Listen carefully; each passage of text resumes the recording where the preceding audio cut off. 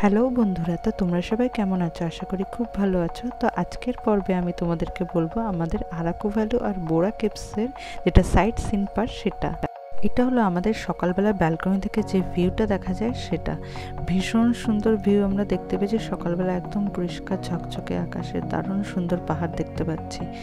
এরপরে আমরা তাড়াতাড়ি রেডি হয়ে চলে গেলাম আমাদের কমপ্লিমেন্টারি ব্রেকফাস্ট করতে। তো ব্রেকফাস্টে ছিল দুটো ইডলি, উপমা, উত্তাপাম আর সাম্বার ছিল, সাদা চাটনি ছিল আর চা ছিল।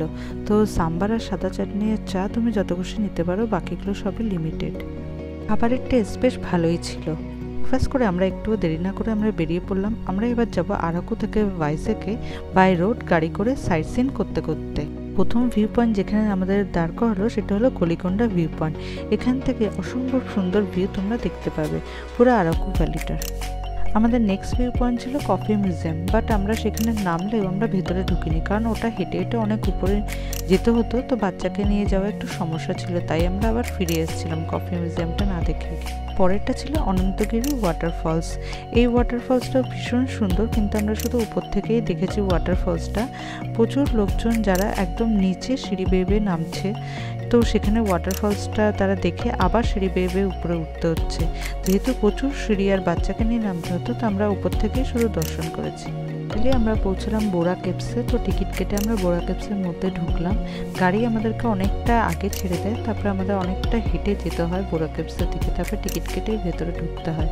কেভসের মধ্যে খুব সুন্দর লাইট দিয়ে সুসজ্জিত করেছে, দেখতে খুবই ভালো লাগবে।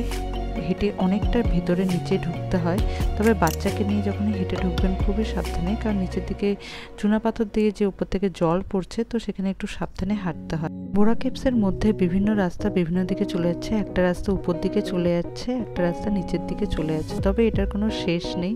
ভেতরে আপনি যতই যেতে থাকবেন এটার কোনো শেষ নেই, ভেতরটা পুরো বন্ধ, এরকম না যে অন্য একটা দিকে ওপেন আছে।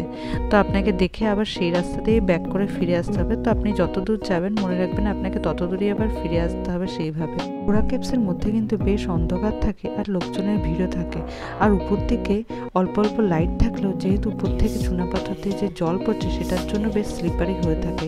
আর এখান দিয়ে সিঁড়ি বেয়ে আপনাকে যেহেতু নিচে নামতে হচ্ছে, তাই বেশি দূরে যাবেন না যদি আপনার সাথে কোনো ছোট বাচ্চা কিংবা বয়স্ক থাকে। আপনি কেভসের যত গভীরে নিচের দিকে যাবেন, আপনাকে ফের অতটা রাস্তা উপর দিকে উঠে আসতে সিঁড়ি বেয়ে বেশ কষ্টই হবে। তবুও আমি বলবো চুনাপাথরের এত বড় ন্যাচারাল কেভ ঘুরতে কিন্তু আপনার বেশ ভালোই লাগবে। যাই হোক, আমরা যখন উপরে উঠলাম তারপরে আমরা লাঞ্চ করলাম, এবার আমরা গাড়ি করে ডিরেক্ট বেরিয়ে গেলাম ভাইজ্যাগের উদ্দেশ্যে। নিশ্চয় আপনাদের একটা কথা বলি যে বোরা কেভসের দিকে যাওয়ার সময় রাস্তায় পড়বে অনেক ব্যাম্বু চিকেন আর ব্যাম্বু বিরিয়ানির দোকান। তা ওরা আপনাদেরকে বলবে যে অর্ডার দিয়ে যান, 1 ঘন্টা লাগবে তৈরি হতে, তো আপনাদের কাছ থেকে অর্ডারটা নেওয়ার জন্য। কিন্তু আপনি ফেরার সময় ওরা বলবে সব রেডি আছে, আপনারা এখনই খেয়ে নিতে পারেন। বলবো যাওয়ার সময় অর্ডার দেওয়ার দরকার নেই, আপনার যদি ফিরে এসে খেতে ইচ্ছা করে তো আপনি তখনই নিয়ে নিতে পারেন। আমার এই ভিডিওটা ভালো লাগলে অবশ্যই একটা লাইক ও শেয়ার করে দেবেন। Thank you.